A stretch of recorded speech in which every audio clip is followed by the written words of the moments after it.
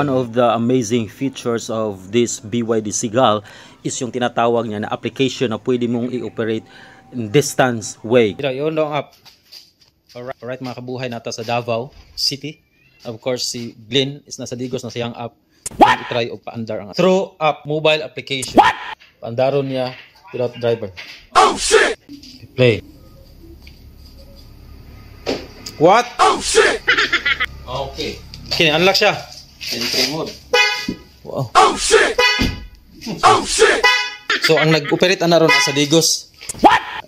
Dili siya basta-basta makarnap. Sige, ilak na ko ha. So ikaw magpa-under sa aircon diya sa muhang app. So nakalock to siya. Oh, yun daw. Let's try kung what? Oh, ni on sa balin. Video. Oh. Pati ang iyang sulod.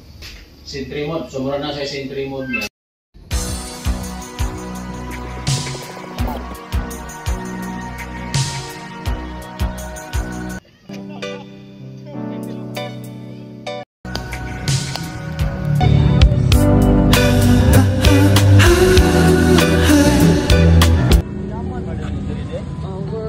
BGC. Ang yaman man diri di.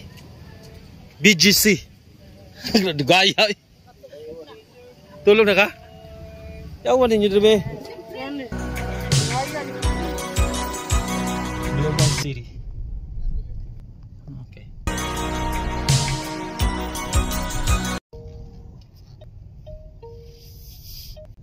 Ini BYD. Saan sila binjo dere? Who's gonna tell you when? Balen? It's too late. Anong anak ba dalan? Ang kapo no. Dala mo iro diri. Dagang. Apo diri magkuno buntag o hapon. Di hapon na diri mga alas 4, alas 5. Wala init ba na adlaw ba? Wapo.